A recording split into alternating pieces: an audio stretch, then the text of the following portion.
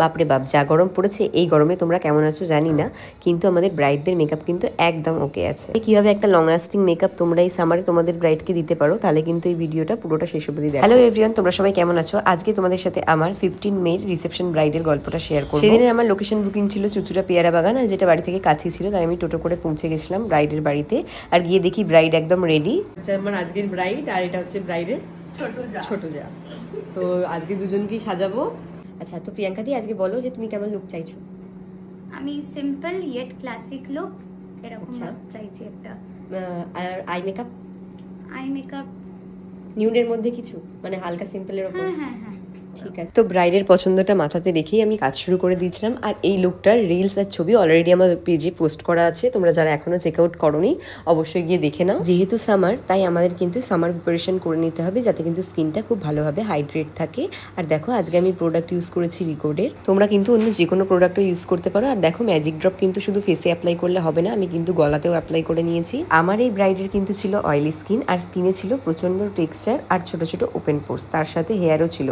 তাই আমাকে কিন্তু খুব সাবধানতা মেনটেন করেই কাজটা করতে হচ্ছিল। আর দেখো এখন আমি কারেক্টিং করছি। দেখো কারেক্টিং করে নেওয়ার পর আমি এখানে ইউজ করেছি রিকোডের গ্রিপ স্প্রে, যেটা কিন্তু তোমাদের মেকআপকে লং লাস্টিং বানাতে অনেকটা বেশি হেল্প করবে। তারপর আমি রিকোডের ফাউন্ডেশন ইউজ করে নিয়েছিলাম, আর ফাউন্ডেশনটাকে খুব ভালোভাবে ব্লেন্ড করে নেওয়ার পর এখানে আমি কন্ট্রোল করে নিয়েছিলাম রিকোডের কনসিলার প্যালেট থেকেই। এবার সব থেকে মোস্ট ইম্পর্টেন্ট পার্ট, খুব ভালোভাবে পাউডার দিয়ে আমাদের ফেসটাকে লক করে নিতে হবে।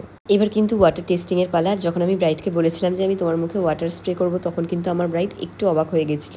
তোমরা যারা যারা চাইছো এই water resistant makeup, drag proof makeup তোমরা হাতে ধরে শিখতে, তারা কিন্তু অবশ্যই আমাদের বেসিক টু অ্যাডভান্স মেকআপ ক্লাসটায় জয়েন করতে পারো। আমাদের লোকেশন থাকছে ব্যান্ডেল, হুগলি।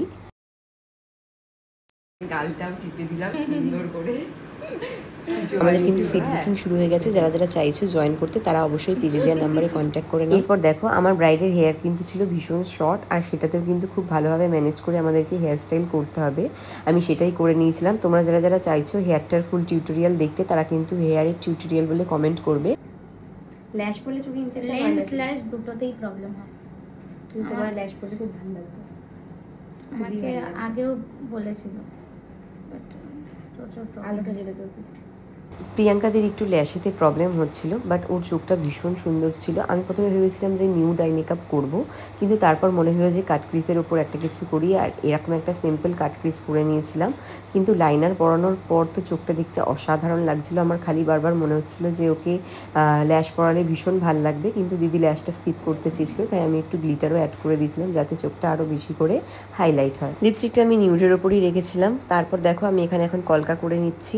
আর কলকাটাও একদম আমি সাজেস্ট করেছিলাম যে তুমি আজকে কলকা করো, কারণ দেখবে তোমরা আমি রিসেপশন ব্রাইডে কলকা খুব একটা করি না, বাট দিদির যেহেতু ফোরহেডটা চওড়া ছিল, সেই জন্য আমি কলকা করেছিলাম একটা ছোট্টর ওপর। আর দিদিকে কিন্তু দেখতে ভীষণ ভীষণ মিষ্টি লাগছিল, সামনে থেকে আরও দেখতে সুন্দর লাগছিল।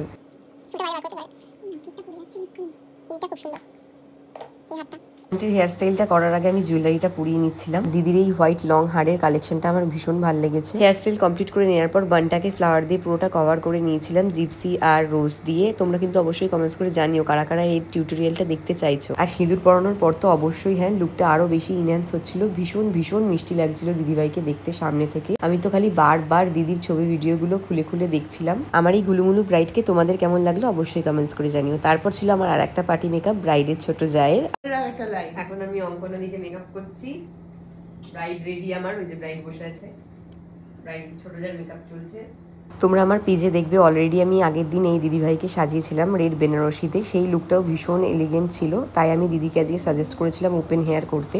আর দেখো দেখে মনে হচ্ছে যে হেয়ারে আমি এক্সটেনশন ইউজ করেছি। দিদি বলেছিল বান করবে, বাট আমি সাজেস্ট করি যে তুমি ওপেন হেয়ার করো, তোমার লুকটা পুরোটাই চেঞ্জ হয়ে যাবে। আর এটা ছিল ফাইনাল লুক। তোমরা যারা যারা চাইছো নিজেদের স্পেশাল ডেতে এরকম সুন্দর সুন্দর লুক পেতে, অবশ্যই পেজেতে নাম্বারে কন্ট্যাক্ট করে নিও। আর পেজটাকে কিন্তু অবশ্যই ফলো করে নিও। দেখা হচ্ছে পরের ব্লগে।